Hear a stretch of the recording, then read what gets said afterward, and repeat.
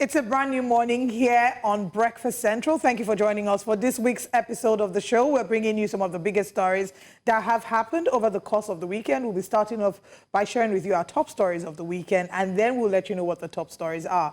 I am Olive MOD. I'm Joe Hansen, welcoming you to Monday's edition, the start of a brand new working week, especially for those who had a TGIF entering into the weekend and could not wait to actually rest the more. Well, I'm sorry, I hate to bust your bubble, but you have to get up and get back to work. However, for us, we are back. We've been itching to be back on a Monday morning to take a look at some of the biggest stories from the weekend. We're going to start off with the top three biggest stories at first, and then we'll also get to discuss what you should expect today here on Breakfast Central. So need I say this? Let's start off with one weekend story that's gotten a lot of persons talking. It's at number 3 on the top 3 stories from the weekend.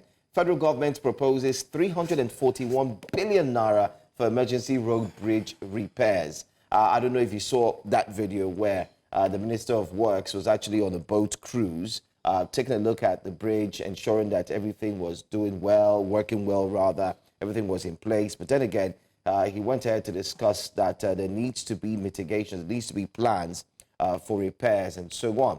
Now, the funding and budgeting is a 341 billion sufficient for nationwide repairs, or will more funds be required? That's a question everyone is asking. Don't forget that the roads you see on the screens have equally been neglected in different parts of the state, not just Lagos. But this bridge you're talking about is the bridge in Lagos. Talking about the Third Mainland Bridge and the other adjoining bridges as well. So 341 billion naira to fix them.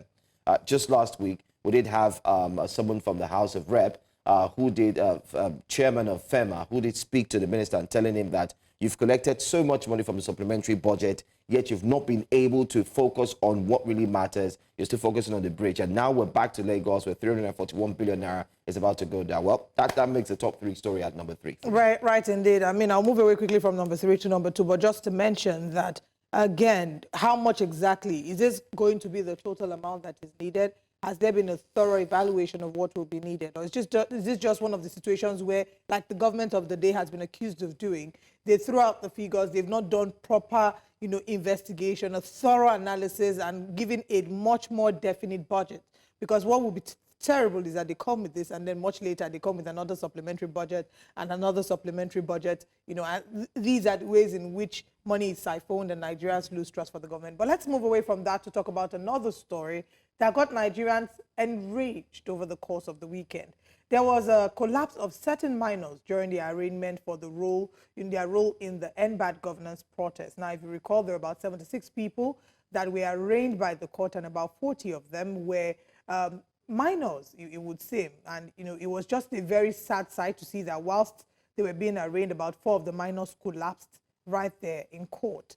Not only was, the question of minors being brought before a court, a federal high court, seen as an issue here, because according to the child rights laws and the provision of the child rights laws, minors should be tried in family court. So not only was it an issue that they were being tried in a federal high court, but also the fact that they had been in detention for 3 months. Typically, you should try them within the first, maybe 24 to 72 hours, right? And in this instance, they've been kept in detention for 3 months. Not only were they kept in detention for 3 months, the state of how they looked very malnourished. They looked like they hadn't been properly fed or taken care of.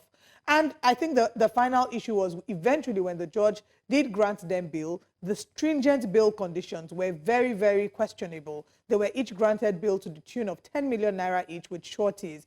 Where do these minors want to get a shorty, or somebody who would perfect their bail with 10 million naira each?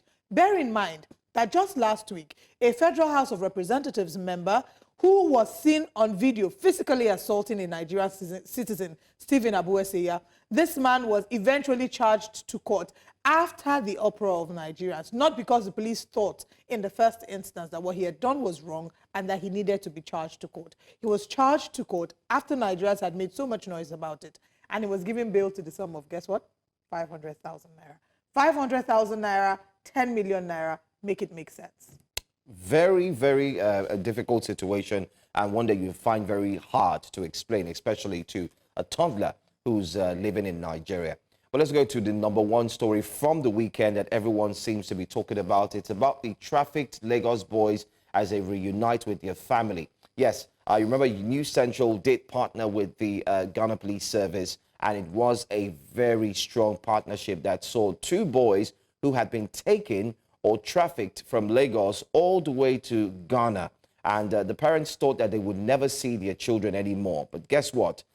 They were found due to the partnership from News Central and the Ghana Police Service. And of course, our investigative journalists did a very, very, very tough job there, putting things together, plus the entire team from News Central and, of course, the Ghana Security Forces. Well, the truth is, we cannot wait to see what the unity would look like later on today on Breakfast Central, because you would get to witness what it will look like. The parents meeting with your kids after not seeing them for a very long time, and the process of always wanting to ensure that you can get rich quick is a big conversation we should have. And trafficking, also a big one, a big problem in West Africa, East Africa, Central Africa, you could also say in North Africa as well. So these are the conversations we're going to have later on, especially this one, in the course of the program here on Breakfast Central. I mean, and just to add to what you've said regarding this big story, and kudos to Marshall, correspondent, who worked really hard in uncovering this story. The parents had thought they would never see their kids again, and also kudos to the Ghanaian police. The police in Ghana was very instrumental in helping us achieve this victory. But I think that a key point that we must mention here is that often, over and over again, we start to see Nigerians and citizens of countries in Africa seeking for a better life abroad. And in seeking for this better life, we constantly hear situations of boat mishaps, because a number of them will lump themselves into a boat. The people who walk through the desert, die in the desert. And those who have been given certain lofty promises of, oh, you come, we'll give you a job. Some of them actually go with the intention of working. They're not going there to, to cut corners. They actually go there with the desire to work. On getting there, they realize they've been trafficked. If these home countries were fit for purpose, if these home countries were doing what they needed to do by protecting and providing for their their vulnerable, a number of these children will not be looking for greener pastures outside. So I think that this, again, is a wake-up call to us to start to look within and fix our country, make our country habitable for the citizens. So citizens don't keep looking for the next jet to get out, into the next opportunity to leave the country. We keep talking about Jackpa. Every other day, the federal government is bringing up initiatives and talking about how young people must come back into the country to build the country, especially in the health sector, how they're going to make the health sector very fancy, maybe not fancy, but they're going to make the health sector equipped enough to make young people feel like they will rather work here. But it's enough of the talk. Nigerians need to see actions. The better our country is, the better our economy is, the less, we would see people wanting to leave. A number of these people who have even left or are seeking to leave primarily never wanted to live abroad. These are people that always wanted to live back home, but like they say, or like they've seen, it would look like the grass might be greener on the other side. But I think this teaches us that the grass is not always greener on the other side. Hopefully, this puts a nail to the coffin. Hopefully, but I know it won't. Let's just be honest, it won't. Anyway, let's bring to you our top stories for today and see what you should look forward to get here on Breakfast Central on a Monday morning, and here it is. This morning on Breakfast Central, Dangote replies Ipman refutes high fuel price claim. And, Ipman had alleged that it was cheaper to import. This morning, joining us, Showore decries hardship and calls Tinubu's government fraudulent. And away from Showore's update, to bring you the uniting and the reuniting of the trafficked Lagos boys who will be meeting with their parents today. And we also will be looking at Abia State, where APSEC has presented certificates of return to the winners from Zenith Labour Party. We review the newspaper front pages as we do every morning on the show, and we open the phone lines for you to have a say. All these and more on Breakfast Central. You're watching Breakfast Central here on News Central. Time for breakfast headlines. Let's begin in Nigeria, capital Abuja, where President Bola Ahmed Tinubu will swear in 7 new ministers on Monday, a step seen as crucial in his administration's restructuring. Bayo Onanuga, the president's special advisor on information and strategy, announced the ceremony. The new ministers approved by the Senate last week will lead by key sectors. Appointments include Dr. Nentawe Yilwadda for Humanitarian Affairs and Poverty Reduction, Muhammadu Megari Dingyari for Labor and Employment, and Bianca Odinika Odumegu Ojukwu for State Foreign Affairs. Other appointments are Dr. Jumoke Oduwole, Minister of Trade and Investment, Idi Mukhtar Mahia, Minister of Livestock Development, Yusuf Abdullahi Atta, Minister of State for Housing and Urban Development, and Dr. Shuaiba Said Ahmed, Minister of State for Education. This reshuffle follows months of public calls for reforms.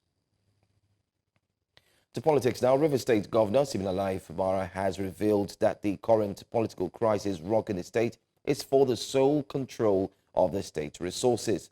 This is as he has assured Rivers people that he will continue to utilize the state's resources judiciously for the betterment and overall interest of the people. Governor Fubara made the revelation at an event in Mbodo Alu near Port Harcourt on Sunday. Let's move on now to more stories. Reactions have continued to trail the detention and trial of some minors at the Federal High Court, Abuja. This time, a civil society group, Women's Aid Collective Nigeria, has urged the federal government to redirect offending minors from formal judicial processes to separate children from adults in detention facilities. The CSO also stated that detention and trial of minors should be a last resort, adding that, where necessary, a juvenile court should handle the proceedings. Let's bring to you updates concerning Nigeria's oil and gas sector. Dangote Refinery has clarified its petrol pricing following claims by the Independent Petroleum Marketers Association of Nigeria, IPMAN, and Petroleum Products Retail Outlets Owners Association of Nigeria, Petron, that they are importing cheaper fuel. Responding to IPMAN's statement, Dangote confirmed that it sells petrol at 990 naira per litre into trucks and 960 naira per litre into ships, adhering to the Nigerian National Petroleum Company Limited NNPCL pricing benchmark. And that's all we have for you on Breakfast Headlines. We're going to head back straight to Breakfast Central with interviews and, of course, conversations that you can use. Stay with us after this break.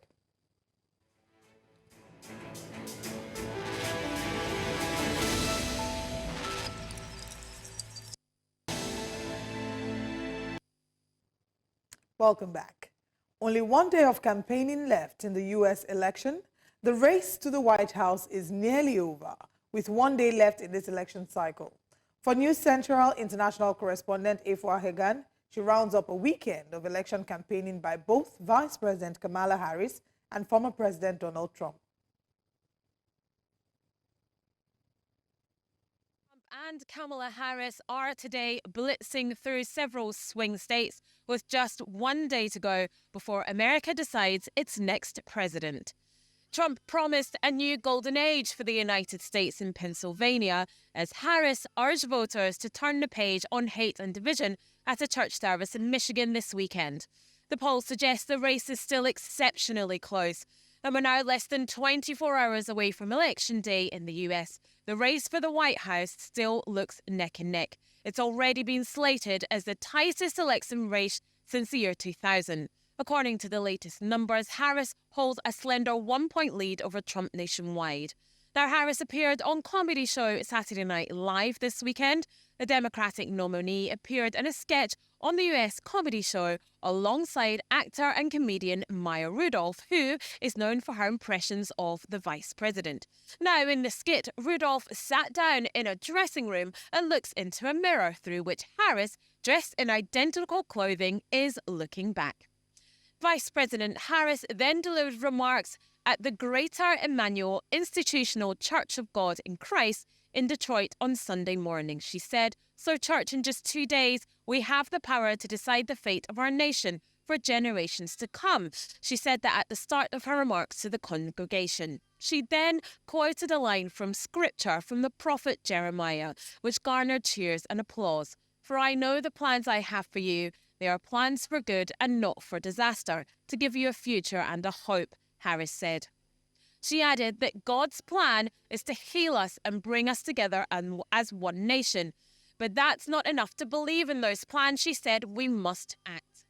Meanwhile, former President Donald Trump said he thought he shouldn't have left the White House after he lost the 2020 election, that he's still not conceded. He said, "We had the safest border in the history of our country the day I left.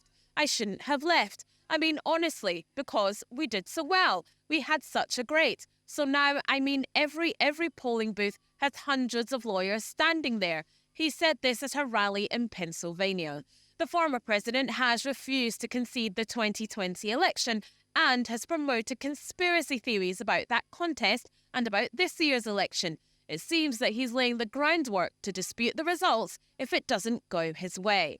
Now, Trump's campaign also sought to clean up the former president's violent rhetoric towards journalists on Sunday, issuing a statement about Trump, saying that he was actually looking out for their welfare when he said he wouldn't mind if someone were to shoot through reporters if that person was trying to get to me. The statement was issued by campaign spokesperson Stephen Chung shortly after Trump wrapped up his remarks. It did not accurately reflect what the former president said during the Pennsylvania campaign rally and was seen as an attempt by the campaign to spin the violent comments only 2 days before Election Day. Now, the more than 75 million people have already voted in the polls that close on Tuesday evening. Very detailed report there, Ifwa. Thank you very much for that. So much reference was being made to the journey so far between presidential candidate Donald Trump and Vice President Kamala Harris. And, you know, a number of interesting things were said there. It's been a bit of a rough argument. And the funny thing is that it's, of course, divided the citizens, not just in the United States, but also in Nigeria.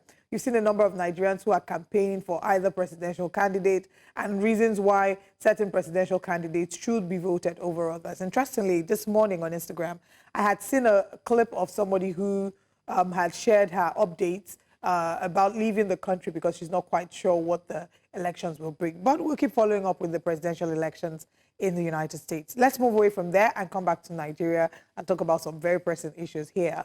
The Independent Petroleum Marketers Association of Nigeria, IPMAN, has criticized the high prices of petrol at the Dangote Petroleum Refinery, saying that it is more expensive than other sources. IPMAN's National Assistant Secretary, Yakubu Suleiman, in a recent interview, stated that members opt for cheaper options at other depots, citing high logistical costs at Dangote's refinery. Well, responding through the company's group, Chief Branding and Communications Officer Anthony Chejina, Dangote Refinery firmly defended its petroleum pricing, asserting that its pricing aligns with international standards and questioned the quality of cheaper imported alternatives. Well, joining us now is the National Publicity Secretary of the Independent Petroleum Marketers Association of Nigeria, IPMAN, Okadike Chinedu. Mr. Okadike, it's really good to have you here this morning. I bet we can now lay hold strongly to what Dangote Refinery has said in comparison to what you have said, and of course Petron has equally said. But let me go straight to ask. International crude prices have gone down, but Dangote Refinery says they're selling 990 naira to trucks, but of course 960 to anyone coming from the seaport. Earlier on, there were arguments from your end and, of course, from Petron's end concerning the pricing. Can we say that it has been sorted? It's settled now? It has not been sorted. Good morning. Well, it has not been sorted well. Dangote, for some time, have refused to make public his prices until we continue to write and appeal that we, the independent marketers, we should be given opportunity to, have these petroleum products as first source. So the issue of it has been sorted has not arisen. And we are businessmen. We invested our money to have a return on investment. We cannot just fold our arms and wait until Dangote invite us, or until we'll be able to get these products from more than 3, 4, 5 legs or middlemen who have a choice of that, the Dangote products. Our major concern, actually, as independent market. Sorry. Yeah, our major concern, actually, as independent marketer, is for Dangote to sell these petroleum products to us as first instance, so that we can be at a parallel line with other competitors, both the NNPCL, the DAPMA members, the MOMA members, so that the competition will be healthy. We, the independent marketers, we don't want to be at the third leg or fourth leg or sixth leg of this deregulation process. It will kill our business, and instead of making us independent marketers, it will make us dependent marketers on other marketers who are sourcing directly from Dangote. Okay, Mr. Alkadiki, I'd like us to circle back to our previous conversations. And in our last conversation, there was a lot of hope. I remember when we spoke with you in Abuja, and subsequently when we came back to Lagos here, when the update was that so far things were looking good. You had a preliminary meeting with Dangote, and there was another meeting scheduled to have been had, and at that meeting, you would cross your T's and dot your I's, and then products will be available to Nigerians. What has changed between then and now?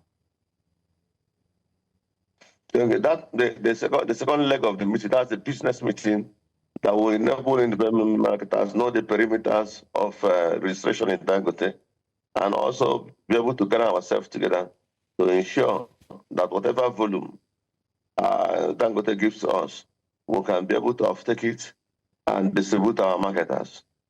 And we wrote a letter and sent to Dangote on that regard, like I told you before. And it was hopeful. There was communication, actually. There was communication between we and Dangote. There was serious communication. And we were hopeful that by last week, based on my permutations, that we would have held this meeting and now come proper to do the registration process and be able to, offtake some of these products. If Dangote have 500 million liters in their tanks, and we, the independent marketers, will have a drafted filling station on the drunk tanks, that means something is wrong somewhere. So that meeting that I have told you we have not held it. If you read the statements of the communication officer, he also acknowledged that we are supposed to meet, and that meeting is on process. So that I'm confirming to you now vehemently that we have not met. And we are still optimistic that this meeting, with what we know, all this embryo, all this issue surrounding independent marketers having the effect shot in When you say that this meeting, that you're confirming that this meeting hasn't yet happened, whose fault is that? Is it that the Dangote is not willing to meet? Have the independent marketers tried to fix a date with him and he's not been willing to meet? Well, I don't know where the problem is, but the most important thing is that I've given you our own side of the story, that we have communicated with them, we were talking terms with them, which is very, very healthy and was promising. And I also told you, and I assure you, that with the communication we had with them, that by last week, we are supposed to have completed this meeting and loading process will start. But as I'm still talking to you today, we have not held that meeting. And we have written requesting that we should hold that meeting so that we, the independent marketers, because of this meeting, most of our meetings, general meetings we have called in our depots, has been shifted.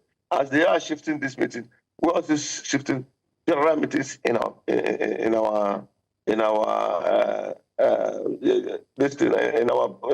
units, because it was the essence of putting up that general meeting in our use to integrate marketers that were finally concluded with Dangote, that everybody should pay in so that we can load. We want the competition to be healthy. All right.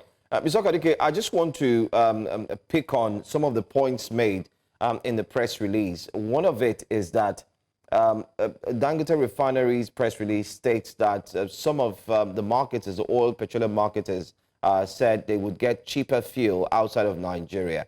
And Dangote has said that the fuel you are getting is substandard. I'd like you to clarify that. Said it's substandard, it's not of good quality compared to what Dangote Refinery is providing. Secondly, it also made mention that the NMDPRA does not even have a laboratory to ensure that they can actually detect the substandard products, but they do. So how do you react to these two points made in that press release? Do you think it's high time that you consider Nigerians by getting quality products if it's true? On the issue of quality product or substandard product as alleged by Dangote, you know, as a businessman, 650,000 barrel per day single train refinery that was built with over $20 billion. He wants his return on investment. You know, he really wants his own investment, and whatever marketing strategy he will use to be able to ensure that off-takers will continue to patronize him. And I'll give him to that. I'll give it to that. NNPC has been importing petroleum products into this country, and I would not have any problem with that. It's just only one or two issues, you know, once in a while, that will have little maybe ethanol and sulfur in the PMS, yes, especially ethanol in the PMS that they brought. Nigerians, for the past 30 years, were dependent in importation of petroleum products. We have not complained about products that is substandard, actually, because NNPC have been supplying also. NNPC is the authority, is the hope, is also the regulator. So no, we cannot be able to say this product is substandard or not. It's only that Dangote just came in and said, beware of substandard products. You know? All right, Mr. Kodike. The essence of the essence of this importation is also to checkmate monopoly. And if actually products will be imported into this country with all the rigorous hurdles and the dollar exchange rate and the freight rate, and somebody said he's capable of bringing in this product cheaper than Dangote, that means something that's a problem. The issue of quality does not arise, because before you bring in this product, NNDPI will certify that product that is good for use in Nigeria. So the essence of being a producer and also an authority, and the NNDPI is saddled with that authority. NNDPI is saddled with that authority to be able to tell Nigerians this premium motor spirit is good for your vehicles. So I don't think Dangote has that capacity to be able to tell the importers or NNDPRA the fuel that is cheap, the one that is cheaper. But I also believe that in a very good marketing strategy, and also trying to ensure that he has the indigenous consumption, is to challenge them at whatever price they are bringing in this product, that he will sell lower than them, and also meet the quality and the standard of premium motor spirit specifications. Because during the time of Dangote's initial production, there was serious outcry by the authority that the fuel is substandard, the color is this, the color is that. But at the end of the day, I think all those things we are being reconciled. And Dangote came out to critically stated clearly that his petroleum product is one of the best in the world, and the color does not matter.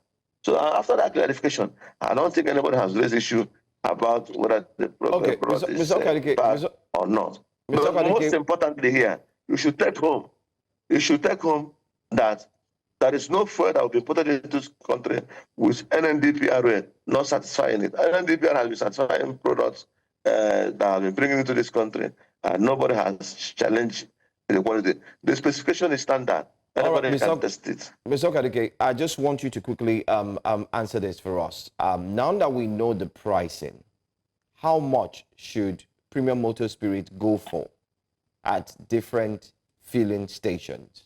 We've heard of 960, and we've also seen 990. As a marketer, you're buying from Dangote Refinery. How much should it go for? Should Nigerians still expect to buy fuel at 1,080 naira, 1,200, or should it come down? Please, I'd like you to answer that very quickly. And my last question would equally be, it is mentioned in the press release that independent marketers are now aware that there is an international company that is constructed just close to Dangote Refinery to equally refine fuel products. How true is that? Because that's another competition that we're told independent marketers are aware of. Go ahead, please.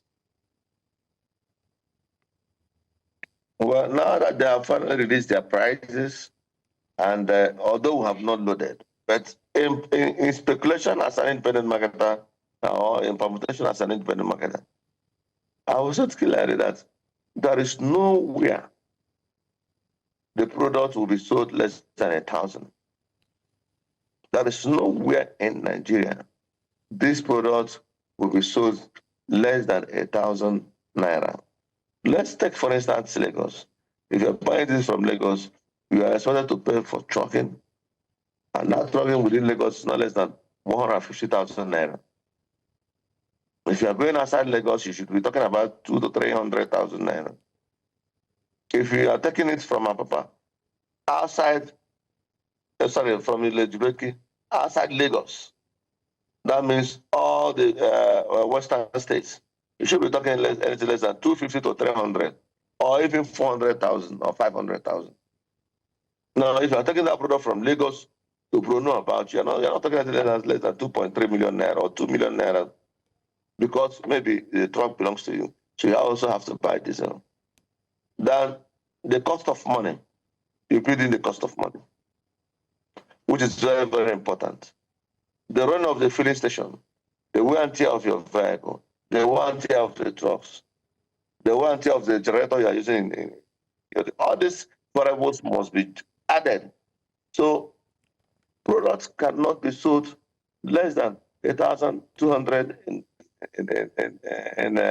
the north, 1,150 in the south, 1,105 or 1,104 or 1,100 in the western part of this country. If these prices remain stable, right, because the price modulation depends on the producer. Anytime he releases price, we release our edge pump price, because we're also here to make little profit. We're not making too much profit. We're making little, so that Nigerians will not suffer. Whatever that happens in our pumps triggers inflation, even galloping inflation in the country. So we are very, very careful in terms of putting our little margin, so that we will continue to be in business. Okay, I think my final question also is just to ask that you help us with some clarity regarding pricing. I know that for the longest time we had been hearing Ipman and Petron say things in the line of that it is cheaper to import fuel than to lift off Dangote. Can you help us with clarity regarding that? Also, do you stand by your statement when you said that it's more, do you stand by a statement where you had said that you would be able to sell fuel cheaper when you lift off Dangote? In 1 minute, please. Very, very, very simple and clear. When NNPCL gave us our last template, fuel was 889 naira. So, and they were importing it. NNPCL was importing. Their last template was around 898 naira until Dangote came in. So, with such a price regime, ordinarily, no right-thinking human being would indulge in importation when there is Dangote here. And Dangote said he has 500 million liters in his tank. Okay. No right woman will indulge in blood. But if NFPCL was important and fuel was cheaper, and now Dangote is producing, fuel is higher, there's a serious disparity here. So that is what federal government have to look into. And I think that was why Mr. President invited the Dangote group to be able to explain to them why this product. Okay, Mr. Okadike, I'm sorry, I have to butt in. I'm sorry, Mr. Okadike, I have to butt in, but I think we've been able to make headway with this conversation, although we'll still hold on to get to hear from Petron, but also would like to see what that press release would bring in the coming few days or few hours from now. Thank you for joining us. Thank you very much. God bless. Interesting. Well, let's move on down to our very next story. It's got to do with one that a lot of Nigerians are indeed interested in.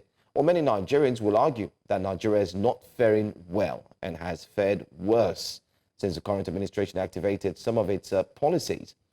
Though statistics say in the first quarter of 2024, Nigeria's GDP grew by 2.98% year on year, which was higher than the 2.31% growth in the same quarter of 2023. But this increase hasn't translated to a positive change in individuals' lives here in Nigeria. Well, from the economy to security, infrastructure, energy, power, politics, and electioneering processes, the general perception is that Nigeria, the giant of Africa, may not be a giant after all. Anyway, in a recent video, the convener of Revolution Now movement, Omoyele Sowore, had this to say about the state of the nation. Tinubu's government is Yahoo government. So. Do you know who owns Mata? It's Tinubu's mother. That Abibatu Mogaji, the one that died. They will be the richest people in the world by the time Tinubu has done 4 years. This is not our government. So. We have accepted that our job will be to liberate this country. How can you help somebody to build a refinery and you cannot repair your own? Subsidy. Which road have they constructed? You would expect that because they remove subsidy, everywhere there should be light, everywhere the roads should be shining, there will be employment. Nothing has changed in Nigeria since they removed subsidy. The only thing that removal of subsidy has brought is hardship and suffering. All the major political parties, as they call themselves, were all going to remove subsidy. So if you voted for Atiku, subsidy would have been removed by now. If you voted for Peter Obi, subsidy would have been removed by now. If you voted for Atiku, they would have floated the Naira by now. Maybe Naira will even be 1,000. If you voted for Obi, they would have floated the Naira from now because they are not interested in Nigerian people. They are interested in the foreigners who come and cash out on the... Lot said. Well, joining us now is Omoyele Sowore, live, joins us and via video conferencing. Good morning to you. Thank you for having me. Good morning. All right. That conversation has indeed sparked a lot of reactions online, and it begs a question. And the question simply is, this is not the first time this conversation is being said in public or on video or on tape, but how and where do we go from here? If you've highlighted these challenges, what are the expectations from fellow Nigerians?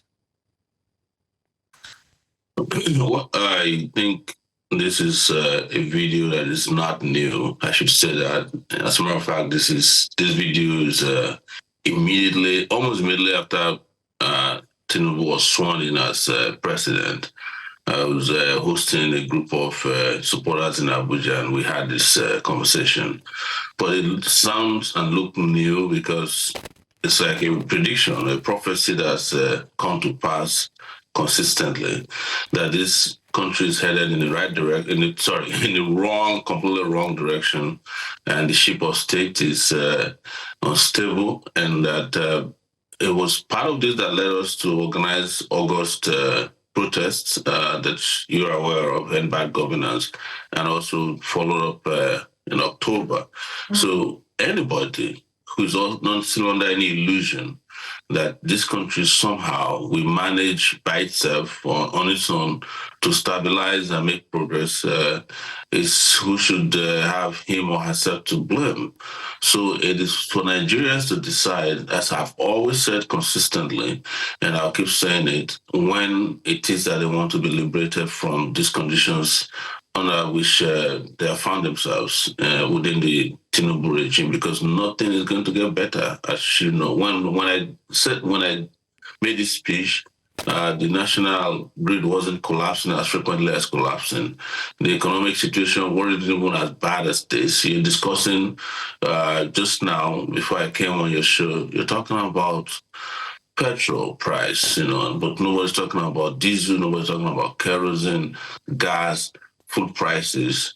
And we are pretending here that all that we need to do is to help somebody who built a refinery to sell petrol. And we have 4 refineries that are supposed to be in operation and for which we are paying salaries, and nobody is asking when are they going to start functioning. And we get distracted all the time by irrelevancies in this country. So your question is, where are we headed next? Well, it's up to us where we're headed next. Either we go in the direction of perdition or salvation, but it's up to us. All right. We'll come back to talk about, the state of the nation in terms of economy. But let's look at another area, which is an offshoot of the End Bad Governance protest, one that you were very much in support of. We've seen that there have been minors that have been arraigned before a federal high court.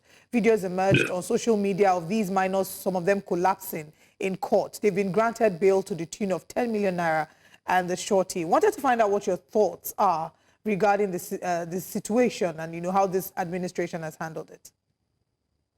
Well, this tells you that this administration means no good for the Nigerian people. I have not seen in so many places in the world where kids, some of them below the age of 14, some of them 10 years old, are arrested, detained permanently almost, because they've been in detention for 90 days and more. In an order given by a judge in Abuja, somebody who's supposed to be a father was the one who gave the initial order that they should be detained. And then they're brought to court, and you've seen it. We've been talking about this. In fact, it was part of our demands for October 1 that all these guys are immediately released. And these are guys that are kids are supposed to be in school. You can't send them to school, but you have arrested them, you have detained them for a prolonged period of time. And most importantly, and which is the most terrible and most egregious, they are charged for treason, which carries death penalty. I mean, how do you charge kids who are supposed to be in school for treason? And if they are found guilty, they are going to be killed, because that is the penalty for treason. And what is their offense? That some of them were waving Russian flags, or they participated in the protest that has to do with hunger and starvation. You know that the country of Nigeria has lost its soul. All right, Mr. Shore, let's just please permit us to just take a pause here. Let's quickly, we'll come back to you. Let's join our reporter, correspondent on the ground. We do hear reports that we have the arrival of the kids who were trafficked from Nigeria to Ghana, and they are coming into our compound right now. Let's see if we can have footage of them as they come in. These 2 boys, or kids rather, were trafficked to Ghana. They were taken to Ghana for reasons best known to their employer back then, who had tortured them, engaged in a lot of illicit or illegal activities. The machetes as well were used on them. And there you see the bus arriving right in the compound. It's got to do with the arrival of these kids whose parents had thought they would never get to see them again. And there you go. That's our reporter, investigative journalist, Onoye, who has been following this case very closely. We've worked closely with the Ghanaian police service. And they are the boys who are just arriving in the compound. It's been a long ride, by the way, but it's also good to have them come in right here as well. I mean, it's great to see them. Sad story, but bittersweet. Bitter in the sense that this is happening. It's also a reflection of the government, or the government of the day in terms of, or the economy, I would say, and how tough things are. People are looking for better living conditions, and that in a way will foster and fuel conversations like trafficking. Yes, trafficking is a worldwide challenge, but when the economy is not as good as it should be, there'll be higher cases of trafficking. We're excited that these kids have been rescued. Congratulations to our new central team for doing this thorough investigation in collaboration with the Ghanaian police. And these kids will be reunited with their parents. They'll be meeting their parents today.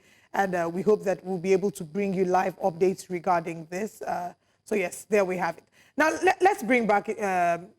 Omoyele Sowore into the conversation. We've just played a video of two young children who were trafficked from Nigeria to Ghana. And a number of these situations, we see situations of people trying everything that they can to leave this country. This administration has positioned itself, or has said a number of times, how very passionate they are about bringing Nigerians in the diaspora back into the country. They've talked about the healthcare sector and the work that they intend to do in healthcare to ensure that they can encourage young doctors to stay in the country and those who have gone to return. What actions, are there maybe one or two actions that have indicated in any way that the administration is serious about implementing policies to better the lives of Nigerians? And I'll give an example. Would you applaud the ministerial reshuffling, the rejigging that's happened, you know, and the new appointments that have been made? Would you say that this is a step in the right direction and that maybe, you know, we can see some light at the end of this tunnel? One of the things I no longer do, and I would never do, is to be appointing officers for failure. There is nobody who can convince me and who has been able to convince Nigeria that rejigging a cabinet of failed individuals is going to make Nigeria a better country. That is part of what I call distraction all the time. We get distracted in different directions. The person and the place that needs to be reshuffled is the presidency, so that we can have the right people who understand economic development, who understand political exigencies, and who understand that the dignity of Nigerian people is the most important place, not changing class captains in a school that needs a brand new principal. Very a tough conversation there in terms of who should be changed. You've talked about the president, but I think it's right. Let me go straight and direct my next questions to you. If you were the president right now, what would you have done differently, especially looking at how the economy is going? Because a lot of persons have said it's easier said than done. The president's policies are not working. What would you have done differently to elevate the sufferings, especially of Nigerians?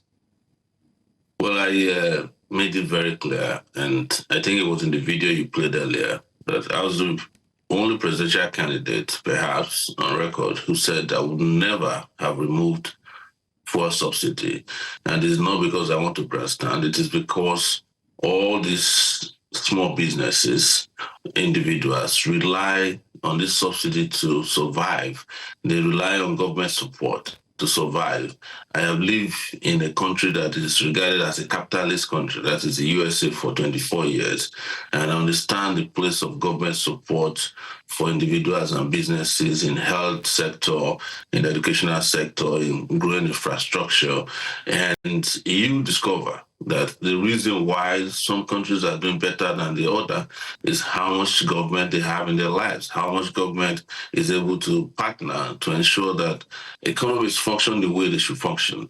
The second thing I would never have done is to have floated the Naira, because in a country where you don't produce much, floating the Naira in such a way that foreign exchange takes over your entire economy, and we are subsidizing Forex, by the way, which is very foolish that you're subsidizing the Naira, but you refuse to subsidize the people, because our government officials make more money from Forex. In fact, the only product that is right now the most lucrative and functioning in Nigeria is Forex. And those people who are supposed to be in charge of monetary policy are also engaging in selling Forex. You know, they are doing both central banking and commercial banking as it suits their agenda. So the most amount of wealth that you can make quickly in Nigeria is to sell Forex. And that is the problem. Very soon there will be another meeting of the Monetary Policy Committee of the Central Bank, and they will increase interest rates, the most foolish economic decisions you can make. And I have no apologies for saying this, because their own position, which is driven by the World Bank and the IMF, is that if you increase interest rates, people will go and save money, and you mop up excess liquidity, which is an economic policy that has expired as far as even international economic policies are concerned. You only do that if your economy is functioning, if you are producing. But as long as you don't, and you rely heavily on everything and you import a lot, your economy cannot function by taking foolish economic decisions or allowing structural adjustment programs that expired in 1980 to become the central economic policy. We will have a people-centric economic policy. And I know that upon saying this, some people might jump on your show and say, oh, Showore did not break down what he meant by that. No, the breakdown of it is that the people deserve the support of government. They deserve help. They deserve salaries and wages that can make them survive, living wage. You can't be paying somebody 70,000 naira per month.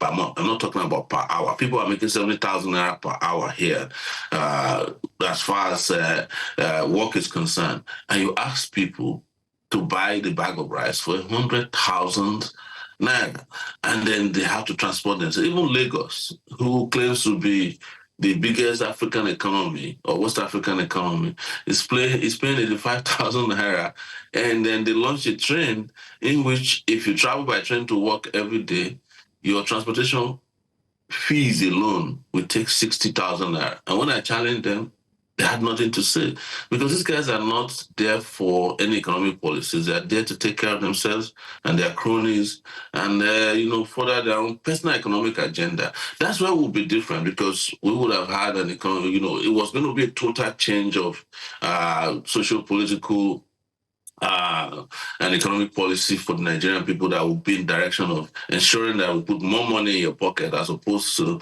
taking money from you and putting in the pocket of a few. The 1% fabled Nigerians who they claim are driving private enterprises that actually are public enterprises converted into private businesses. All right. I would like us to talk a little bit of politics. A number of the political parties, we're starting to see them falling apart.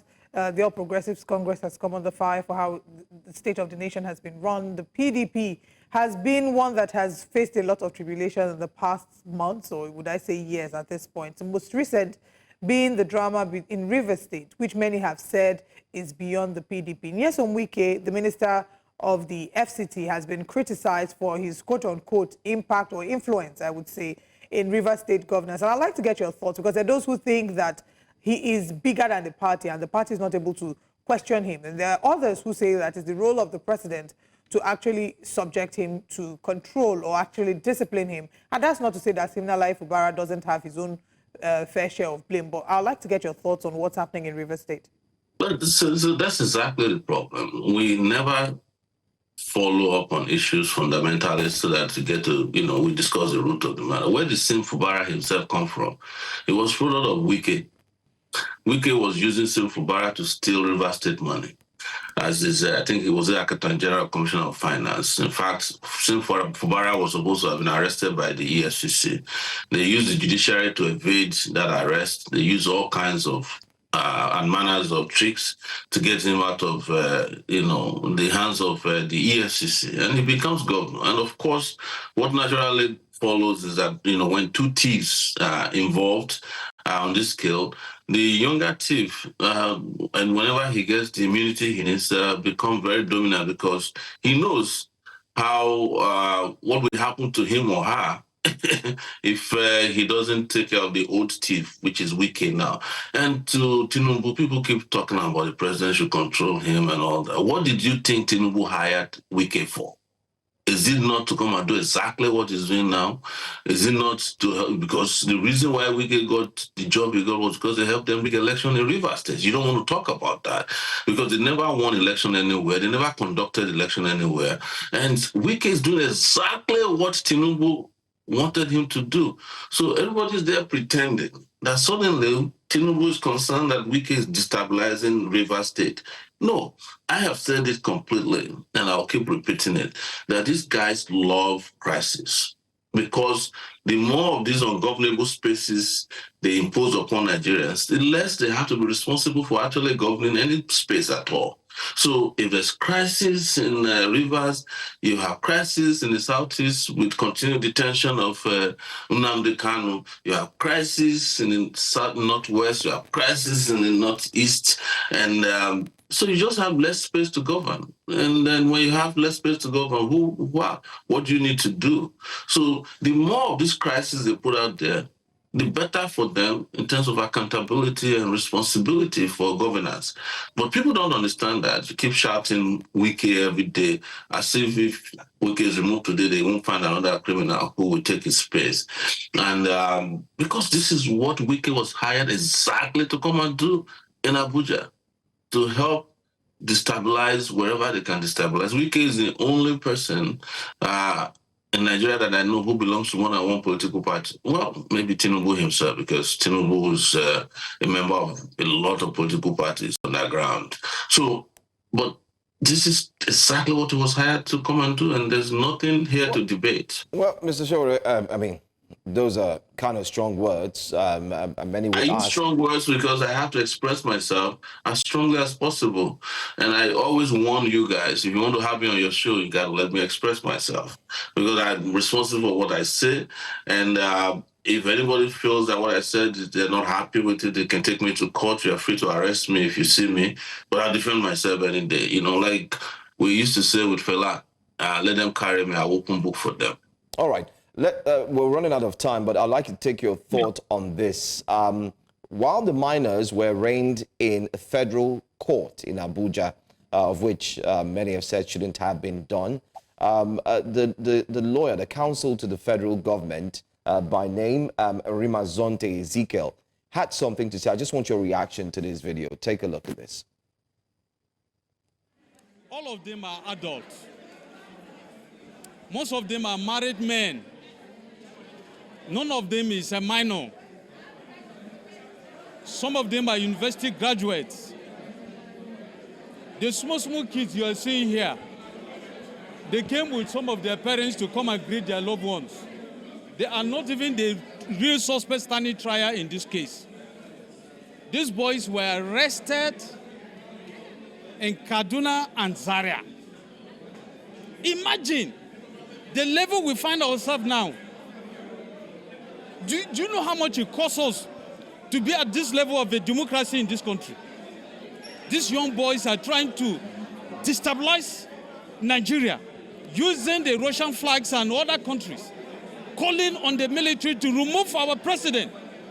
Is it fair to even remove the state governors that they don't want democracy again? If you don't like democracy, are we forcing you? Mr. Shore, I'd like your reaction to that video. You know, my reaction has been expressed by the lawyer behind him. By the way, he's a police officer. He's a police lawyer and also a police officer. So this is the kind of characters you have. But you never have a shortage of this kind of terrible, terrible characters in Nigeria. In one breath, you said these guys are married, and then in another breath you say they are kids and now they came with their parents. And, you know, this is the kind of national disgrace that we are facing because of the kind of government we have in place. You don't have to blame this lawyer. You should blame the Nigerian state and the mess it has become because of. And if you see this level of thinking, it's not just at the level of the prosecutor. It's all the way to the presidency. This is how they think, you know, very feeble, you know, minded, very incompetent bunch of characters that has thrown the state into a state of both physical and mental darkness. It's very sad, but hey, we're talking about Nigeria here, the giant of failure. Well, there are so many conversations that have been had. Several sentiments have been expressed. I don't think that you're isolated in the feelings of disappointment that you've expressed in a number of these issues. It's always a pleasure to have you on the show. Thank you for having me, and have a nice day if you can. You as well. Let's take you now this morning through recap of the conversations. We'll share with you some of the conversations that we've had, but just to mention that indeed it is a very, very trying time for Nigerians. We've seen massive complaints in different sectors, the sectors that, have, of course, been impacted more highly than the other. The vulnerable in our society, how well have we provided for and protected them in this instance is one of the conversations that we're looking at. And we haven't really done the best that we can in protecting, the most vulnerable in our society. And, we certainly have a role to keep calling out the government, to keep holding the government to account. And this is, what we have committed ourselves to doing here on Breakfast Central. We applaud the government when we see what is right, and we'll call out the government when we see what hasn't been done right. Now let's move away from that conversation to quickly look at Abia State, where the Independent Electoral Commission has presented certificates of return to the people declared winners of the November 2nd local government election in the state. The chairman of the commission, Professor George Chima, on Saturday night declared 17 people from the Zenith Labour Party and the Young Progressive Party winners of the election. He told the chairman-elect that the only document which qualifies them for inauguration is a certificate of return. News Central's Chinwe Ugele reports. This packed hall of the Abia State Independent Electoral Commission are chairman-elect and their deputies with a few party members from the Labour, Zenith Labour and Young Progressive Party. Hold on. Good afternoon. The occasion is the presentation of certificates of return to those declared winner by the state electoral body on Saturday. This way. This way. One after the other, they collected their legal document that legitimizes their new status, as stated by the chairman, Professor George Chima. Because if you don't have it, you have not given that instrument of power, because it is the certificate of returns that will qualify you to be inaugurated tomorrow. While it seems as though everyone has moved on from the Saturday's election, with the quiet in the state, the ruling Labour Party, which did not clinch a single local government, appears comfortable with the new development, even as a factional chairman of the party attends the ceremony. If people have accepted their fate the way it is, it means real governance will commence for the chairman and their councillors once they are inaugurated. Power to go work for the people. It's not excitement, actually. It is a sense of responsibility. The new chairman, otherwise known as mayors in Abia State, say they are poised to tackle the tasks ahead of them to suit the needs of their people. We want to see areas where we can subject those things, those produce into a process of enhancing the value chain. Okay. For instance, by the time you are doing that, you are invariably providing employment to people. So we look at what we call comparative advantage.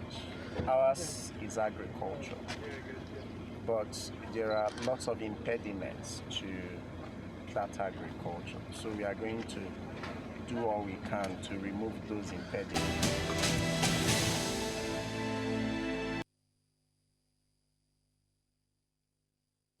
You're still watching Breakfast Central here on News Central. Yes, we had to go on a quick break. The reason is very, very clear, and you'd get to find out pretty soon. Well, News Central set out from Lagos, Nigeria, to Ghana to rescue 2 missing Nigerian boys. However, after an in-depth investigative journalism, we have rescued not just 2, but 5 boys and have brought them back home to their families. News Central, in a joint investigation with Ghana police, have rescued 5 boys who were trafficked to Ghana under the guise of job opportunities. Ghanaian security officers, following News Central's leads, raided the location where the boys were held and apprehended 1 member of the trafficking syndicate as well. Now, this development comes after News Central reported on the plea from the mothers of Daniel Undwai Guigbe and Zil Duruji, residents of Ikota Resettlement Estate in Lagos, urging authorities to expedite efforts to locate and rescue their children, who were lured by unidentified individuals promising employment. Both boys have now been rescued, including 3 others. We have Bright Polinus, Ezekiel Okon, and Victor Eze. This morning, we're joined by the rescued 5 boys. Good morning, gentlemen. Thank you for joining us this morning. So we have Zil Duruji. Zil Duruji is in black there. We have Bright Polinus. We have Ezekiel Okon.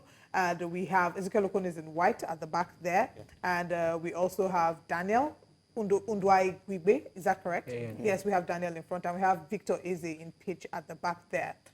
I think the first thing will be to ask you, and I think I'll start with Daniel and Zil. You were the 2 original boys who we set out to rescue, and before we found out the other 3 boys. How did it all begin? Let's start with you, Daniel or Zil. One of you should feel free to go ahead. Okay, it started with where I was working before. I met a particular person, and he talked about job an acting job where I can like showcase my acting skills. So okay, I inquired from him where the event is going to take place. So he actually directed. He said it was going to take place at the border. So that's where they want to shoot the particular movie. Okay, he also asked me if I had any other person that could come along with me. So I actually said, okay, I have a friend of mine, which is Daniel. So we talked to him about how the thing is going to take place. Then on reaching to that venue, they said it has been postponed. I mean, the venue has been changed to like Ghana. So when we got to Ghana, we met him. He blindfolded us to the particular house. Getting to the house, it was just beaten throughout. For like 3 days, we were beaten thoroughly for 3 days. Before we're given PCs and phones to use to start the online scamming. Wait, they beat you for 3 days? For 3 days. Oh, wow. Daniel, when Zil came to invite you, where did you tell your parents you were going to? Okay, I do go to like shoots sometimes, like acting, but okay, seeing Zil came to my house and then say, we have this particular shoot we have to like go for. Okay, I told my parents I would like be going to this shoot because they do know I do go to shoots. And then reaching out, okay, meeting Zil, and then he said we are supposed to like leave that evening. Okay, we went, and then he said we are supposed to go that it's going to be like shooting border first. So reaching to border, calling the guy, and he said no, the thing has been like shifted to Ghana. And then I was like scared, like, okay, we are not supposed to go to this kind, like, it's too far. So he said we should not fear, then should just come. And then when we came to Ghana, I don't know what's happened next. He just blindfolded us. And then reaching to the house, he gave me a dirty slap. And then since then, I've been like, for 3 good days, I've been receiving beating thoroughly.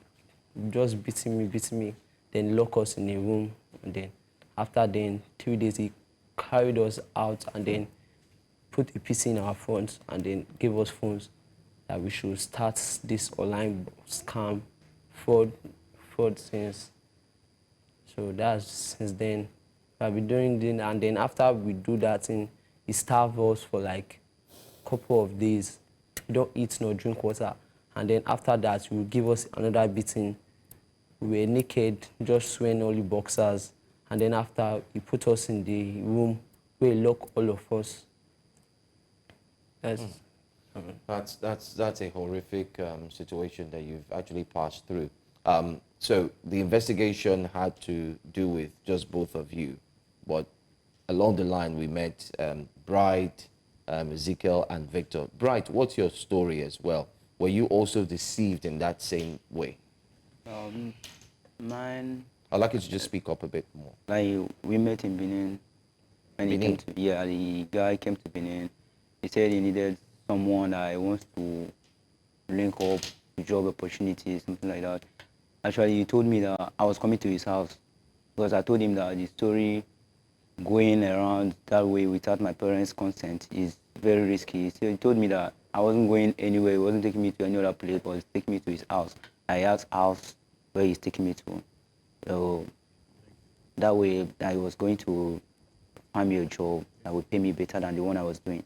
I said, okay. Everyone desired to do something and earn better.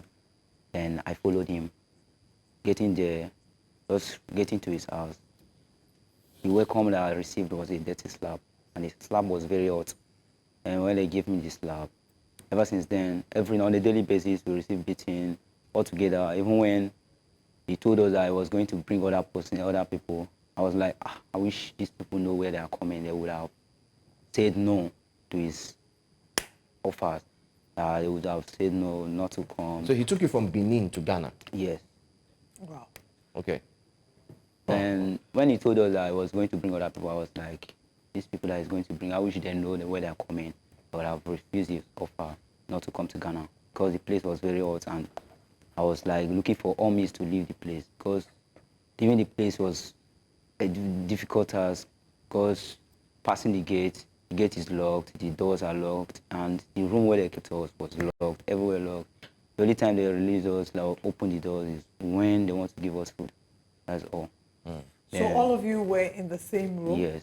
All of you were beating and Yes. starved and asked to then get into online scamming? Yes. Whatever thing we do there, we do it all together. They force us doing things. But the one we don't want to do, they force us into doing it. When you say that you were made to do online scamming, what was the nature, Daniel, what was the nature of the work like? Okay, first, when we got there, so we were introduced into this Japanese online scamming they do. We get to be friends with a Japanese, mostly men. We focus on either we get into a relationship or a business offer. So it is a situation whereby they use a shipping company to intercept that particular transaction, telling them, oh, I have a particular money, I'm aiming for a retirement. They actually use an American soldier, a female American soldier that is aiming for retirement. So we are made to make them believe that we have money, we have money. That's okay. The US government is trying to pay us for our retirement. So we're trying to let them know that, oh, we don't have any other person.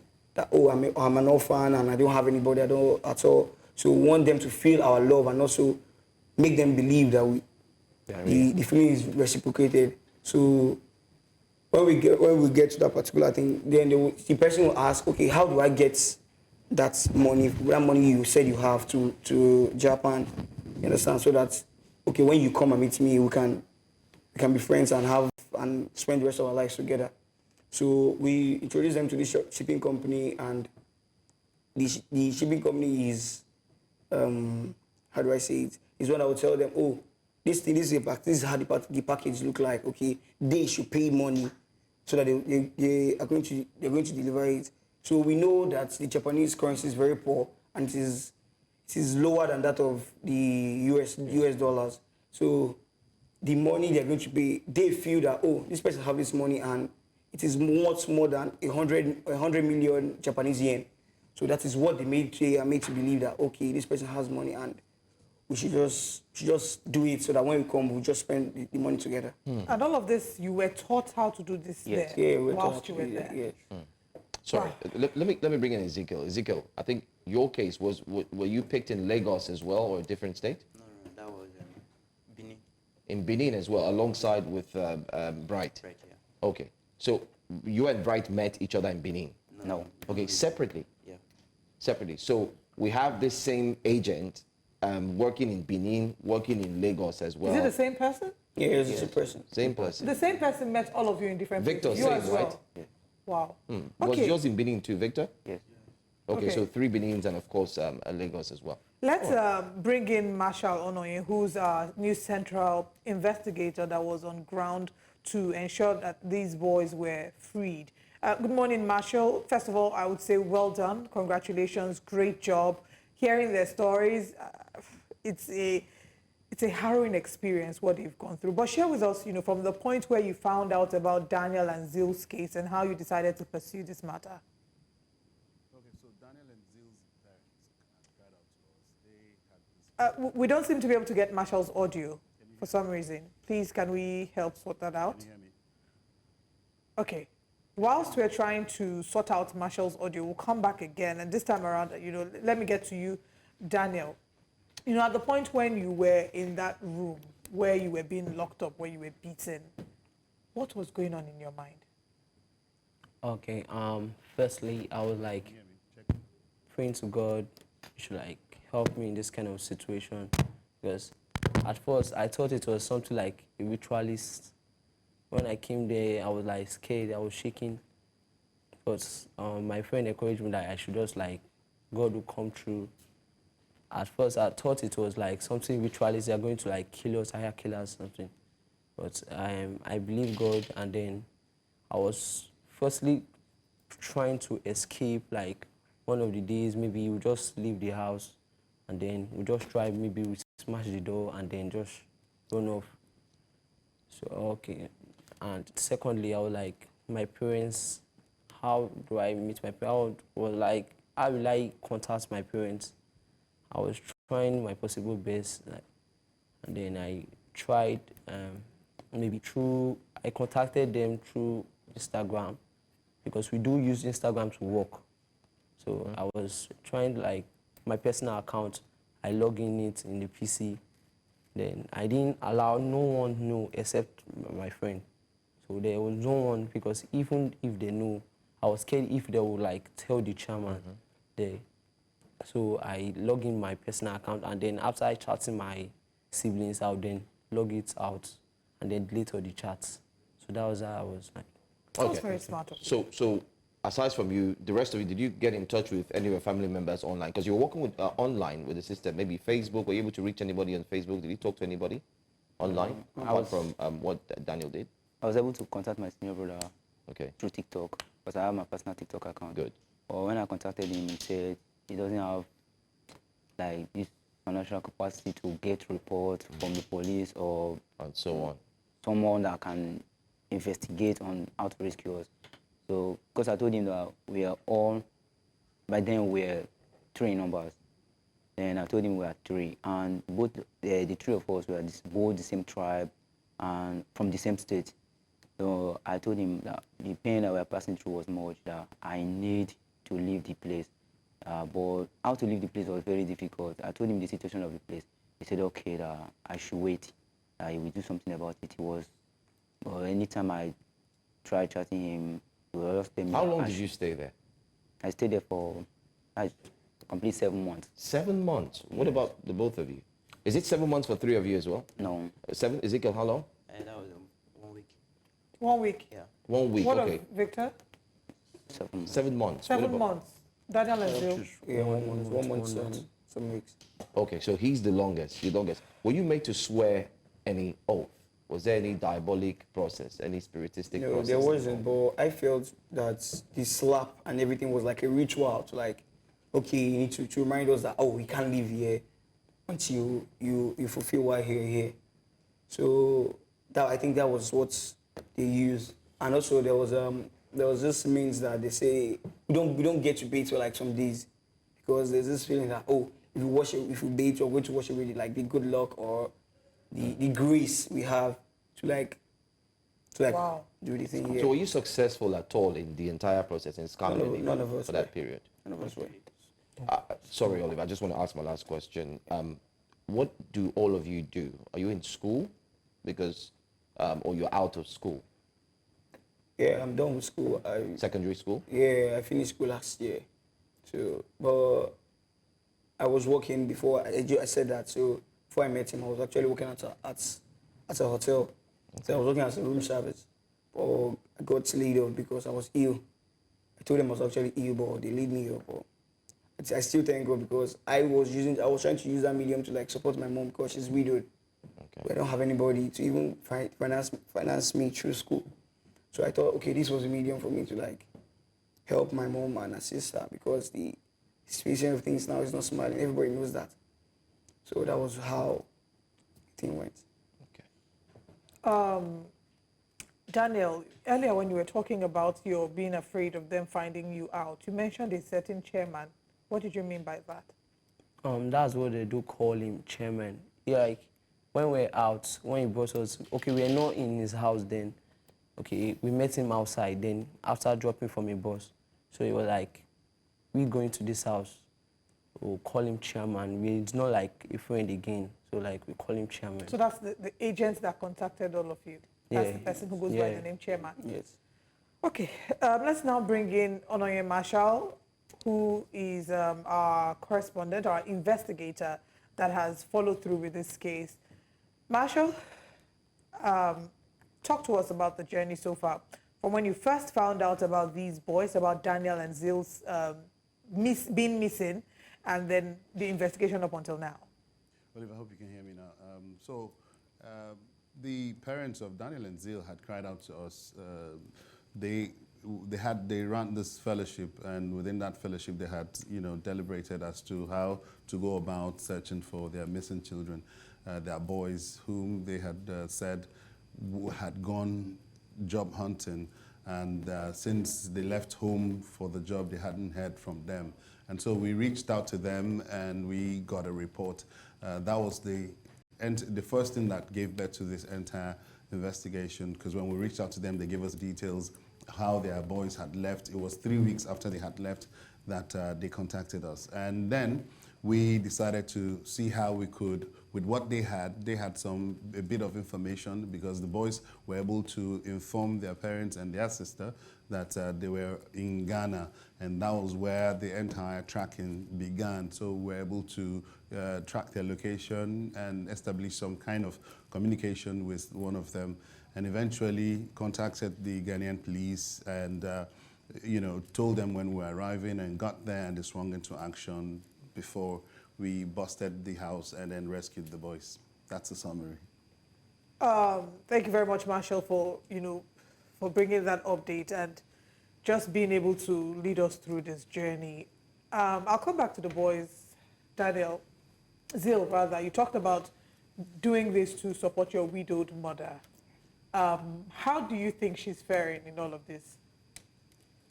When I go to contact my sis, and some of my friends that actually helped me throughout, because it was actually through my friend I got to send the location to him, so where he forwarded it to the police. So when I got to contact him, I actually asked how my mom was faring. He told me my mom wasn't eating well, and she was really sick, getting slimmer and slimmer. So I just felt bad, and I was crying for days, because I actually felt, oh, this was for her, and at the end of the day, she's suffering from it. So, all right. Let me ask. I mean, it's a tough situation for you all as young men, and most importantly, what you've been through, seeing that you've faced a different side of life. What would you say to the other young boys who are watching and are going to watch this? What would you like to tell them when it comes to chasing your dreams? That's one. Secondly, what dreams and hopes do you guys have going from here? So let me start with you first, Bright. What do you say to other young boys who are looking to venture into, who have this kind of challenge, or when they face this type of situation? Okay, my advice and words I have for young boys, young guys like me is not that they should be desperate to chase their dreams, like getting involved. Someone just come up and like offer them an opportunity just to get their dream achieved. Not all of us are real. That's what I always have to tell them, and they shouldn't go or do anything outside their family's consent, because one thing I noticed, especially from this incident, is that the only person or the only people that can help you out in any situation is your family. And without your family consent in any situation you found yourself, it will be very difficult for you to come out of it. Absolutely. It was through the family's help and support, like not even my own particular family, but theirs. Because they came and met us in that situation, and it was very tough for them. Okay. So, how old are you? I'm 20, going to 21 this December. How old are you? I'm 17, will be 18 by November 11. Victor?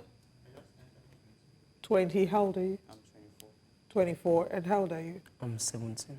17. We've not, sorry, Olive, we've not really heard from Ezekiel as well. Ezekiel, you've not spoken much, but I want to ask you, what's your family background as well, Ezekiel? Although I really came from a poor family, no help. Can you speak up a bit? I really came from a poor family, no help. I lost my dad when I was 9 years old. Okay. So I got to work hard so I can fight for my family. Okay, so what were you doing before? So definitely, I learned barbing. I can barb very well. You can what? I can barb very well. You know why this is particularly moving? It's because, and I asked you your ages, because the one common denominator I'm seeing here is you're all young boys from underprivileged backgrounds trying to make ends meet. He mentioned his mom being a widow, and I understand what it feels like to lose a parent at a young age. My father died when I was 10. So it felt like when you were speaking, I was seeing you and in some way transported back to my childhood when I also had to work when I was 16, 15, 16 to make ends meet, you know. And this is the unfortunate reality of what Nigerians are experiencing. But I want us to wrap up this conversation on a good note, because I do believe that your better days are, you know, there are better days ahead. Yeah. And just to let you know that if I also, whose father died at 10, and I didn't know where my future was headed, I'm here today. I believe that you also have a good future, and I want to encourage you not to give up. Thank you. Do not stop chasing your dreams. You know, invest in yourself. Don't ignore school. School is important. But I think that for us to end this on a much lighter note, it'll be interesting to find out what your dreams are. When I was young, I wanted to be, or younger, I wanted to be a lawyer and a TV host. So I'd like to find out, what's your dream for your future? Let's start with Daniel. Okay, I'm an artist. So like... When you say artist, do you mean painting? Yeah, like an art designer or something. So, though I do draw art and then sell some of my art at a tender age when I was like 10, because I was gifted with this kind of art. So you have a skill of being the next Picasso, right? Yeah. I'm glad, because that's what you're going to be. You're going to be the next Picasso, right? So you can say that to yourself when you look into the mirror. I'm the next Picasso, because that's what you're going to be. And the good thing is a lot of persons are watching you. So I'm very sure that all who are watching now would be interested in all of you. And I'm very sure that every single person will try as much as possible to reach News Central, and most importantly, reach you guys personally, because your setback, like they always say, is about to change to become something positive. So an artist. Right. What about you? Zil, rather. I discovered, like, when I was younger, I have this gift of speaking. And I can hear it. You speak good. You really speak very well. Thank you. You know, you could be on this seat. Yeah, exactly. That's what I'm getting at. So I always wanted to be like on set like this and speak to people, and where I feel that people could listen to me. I just want to feel I could like be a TV host or a reporter just like this. That's your dream? Yeah. And exactly. your dream will happen? Yeah, thank you. I pray so. Okay. Okay, go ahead. And I also wanted to be like, to play football. You know, that was my dream also when I was young. But I have this gift of speaking, so I had these two decisions in my head. You could do both of them. But I felt that if I could balance it too, but I know I can't. Do you plan to go back to school, university? Yeah. What would you like to study? Have you figured that out yet? And it's okay if you haven't, no pressure. As at my SS3, I wasn't quite sure what I wanted to study yet. But when I was younger, I had so many dreams in my head. You know, you just have to you just need somebody to like help you or direct you. When this is your part. Yeah. So when I was in school, I was in a science class. But I know deep down that I'm not supposed to be this kind of class. Well, they say. I was in science class. I was in science class. So I wrote my jam last year, and how was it? I'm aiming to become a petroleum engineer, but I don't feel like again. We had the same dreams, though, because I wanted to become a petroleum engineer as well. I was in science class. Chemistry was my favorite subject. But in between, this is what I do. Fine. Let's go straight to you, Bright. What do you want to be in the future? So, I had this this kind of acting. Although I've never had the opportunity to act, I'm very good in marketing, like business. Because you're a good salesperson. Yes, I learned motor parts, both small cars and trucks. I learned So you like to be a sales marketer in the automobile industry. You want to sell cars. Is that what you? Yeah, if I had the opportunity comes. yes, yes. Okay. But if the opportunity didn't come, I like to do other things like acting. I'm very good on that because I had the talent, and I've been meeting up with some guys that act comedies on TikTok, Facebook. I meet up with them, and they are assuring me that okay, so time we need you. But the opportunity have never come out one day, and I had to do some minor jobs just to keep up myself and not to disturb my parents. Because I lost my mom when I was 12. Then I had only my dad, and in the process, my dad got accident since 2017. Up to date, he couldn't walk well. He used crutches to walk, and I had to do everything possible within my ability to at least, since I have only him, assist him.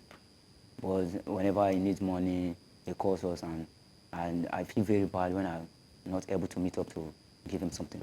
All right, that's fine. Victor, I know we do not have a clear microphone closer to you, but what do you want to be in the future, just shortly? The mechanical engineering. I learned mechanical engineering. Mechanical engineering, you learned that, so that's something you like to explore. Yeah, but in other parts, I can act very well. Okay. Okay. So, mechanical engineering and acting as quickly as possible. Ezekiel, barbing. We know you're very good in barbing. So if you have a big barbing salon, you do well, right? Yeah, sure. But is that the dream that you have in your heart? No, not really. What is the dream? To be a doctor, but... You want to be a doctor? Yeah. Well, great. You have beautiful dreams, and I hope that your dreams don't die.